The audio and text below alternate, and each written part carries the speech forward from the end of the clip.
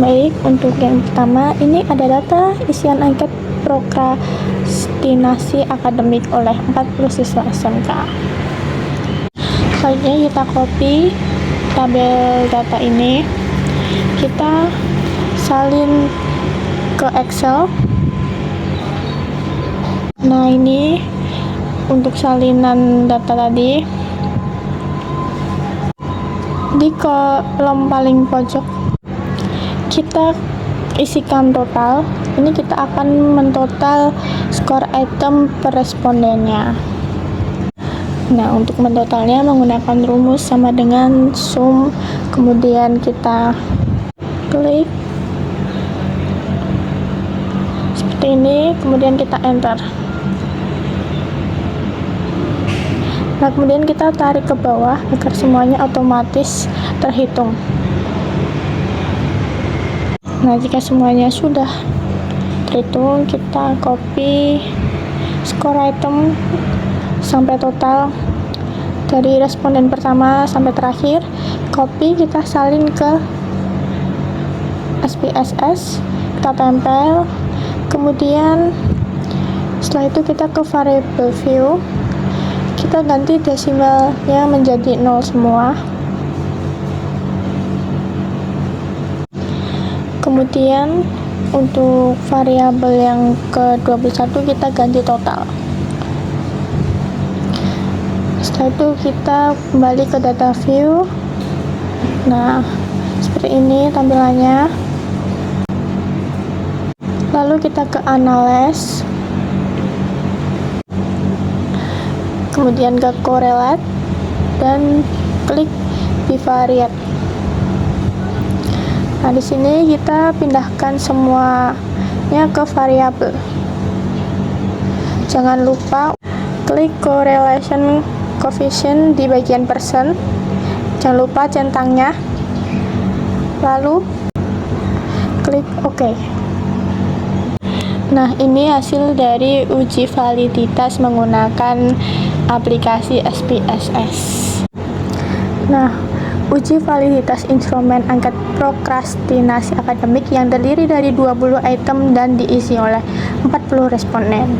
Uji validitas dilakukan menggunakan korelasi persen product moment dengan membandingkan nilai R hitung setiap item terhadap R tabel. Dengan jumlah responden sebanyak 40 orang dan taraf signifikasi 5%, diperoleh nilai R tabel sebesar 0,312. Hasil analisis menunjukkan bahwa sebagian besar item memiliki nilai R hitung lebih besar dari R tabel, sehingga dinyatakan valid. Dari 20 item yang diuji terdapat 18 item yang valid dan 2 item yang tidak valid, yaitu pada item 9 dan 19 dinyatakan tidak valid karena nilai R hitungnya lebih kecil dari R tabel, sehingga kedua item tersebut tidak digunakan dalam analisis berikutnya. Nah, di hasil SPSS kita bisa lihat hasil yang tidak valid dengan ditandai tidak ada bintang-bintang di atas nomornya. Kemudian kita lanjut ke uji reliabilitas. Kita ke analyze, kemudian kita klik scale dan kita klik reliability analysis. Nah, kita pindahkan semua item ke kolom item, kecuali item yang tidak valid tadi, yaitu item 9 dan 19. Nah, lalu kita masukkan semua itemnya. Kita keluarkan item 9 dan 19 dari kolom items.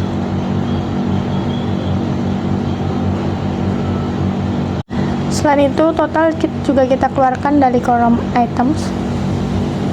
Nah, setelah itu kita pilih statistik, kemudian jangan lupa untuk centang scale if item delete, kemudian continue, lalu klik OK. Nah, ini untuk hasil uji reliabilitas. Nah, ini hasil dari uji reliabilitas menggunakan Cronbachh alpha terhadap 18 item yang telah dinyatakan valid. Berdasarkan output SPSS diperoleh nilai Cronbachh alpha sebesar 0,792. Mengacu pada kriteria reliabilitas, nilai tersebut berada pada kategori tinggi karena lebih dari 0,70. Hal ini menunjukkan bahwa instrumen prokrastinasi akademik memiliki tingkat konsistensi yang baik. Dengan kata lain, instrumen mampu memberikan hasil pengukuran yang relatif stabil dan dapat dipercaya apabila digunakan untuk mengukur prokrastinasi akademik pada responden yang memiliki karakteristik serupa. Berdasarkan hasil uji validitas dan reliabilitas tersebut, dapat disimpulkan bahwa instrumen prokrastinasi akademik yang digunakan dalam penelitian ini layak digunakan sebagai alat pengumpulan data. Hal ini dibuktikan dengan 18 item yang valid dan nilai reliabilitas sebesar 0,792 yang menunjukkan bahwa instrumen memiliki konsistensi internal yang tinggi.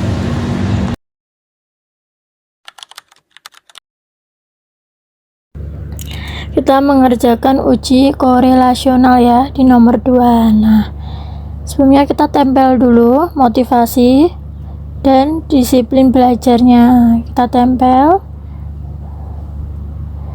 nomor 1 sampai nomor 16, kita tempel ke SPSS. Nah, sudah kita tempel. Ini motivasinya sampai. Nah, kita masuk, kita ganti nama jadi motivasi dan disiplin belajar. Oke, motivasi dari nomor 1 sampai nomor 35.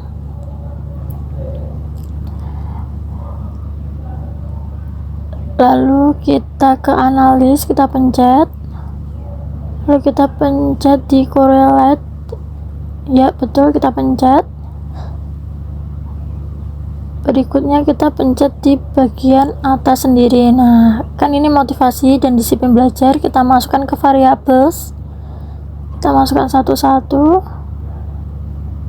Nah, kita masukkan. Kalau sudah, pastikan tanda panah di pojok ini sudah terpenuhi. Nah, ini kan tak hilangin panahnya, lalu dipanah lagi. Nah, lalu pencet tombol OK. Nah, jadi keluarlah seperti ini. Nah, kita lanjut di bagian hasilnya. Nah, ini di bagian hasilnya pertama-tama kita lihat nilai dari sig-nya. Di sini tertera nilainya adalah kurang dari 0,001.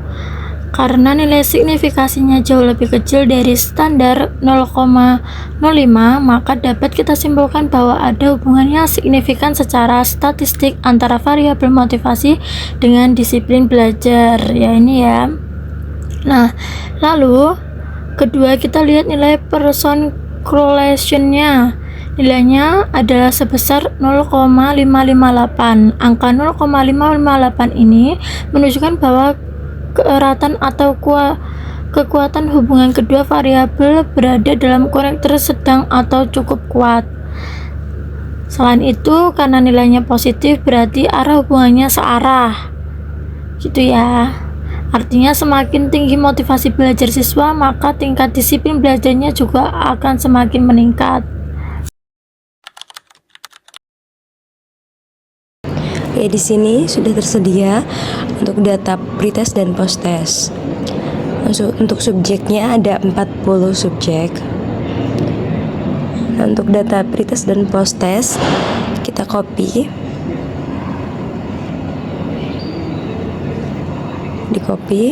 Lalu dipaste di SPSS. Ini sudah saya pastekan. Setelah itu kita ke variable view. Jadi variable view itu kita mengubah namanya, yang nomor 1 jadi pretest, yang nomor 2 jadi posttest. Ya, jangan lupa desimalnya di-nolkan semua. Nah, setelah itu kita kembali lagi ke data view. Habis itu kita ke analyze yang di atas itu, terus kita ke comparements. Setelah itu kita ke varied simple t-test. Diklik. Nah, untuk pretest kita masukkan di variabel 1, untuk post-test di variabel 2.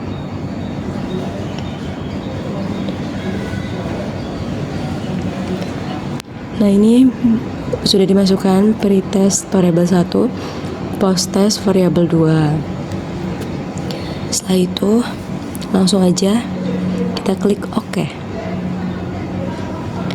Nah, ini untuk hasilnya terdapat pada tabel varied simple test.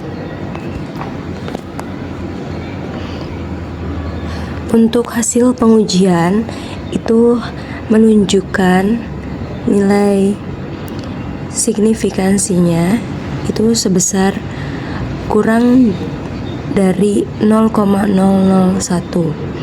Nah, karena nilai signifikansinya lebih kecil dari 0,05, maka HO ditolak dan HA diterima.